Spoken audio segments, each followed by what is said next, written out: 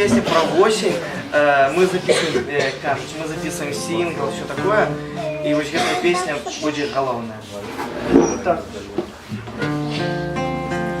Осенью, коли станет все ровно, ты будешь глядеть мелодрамы и красть оловки с рамы.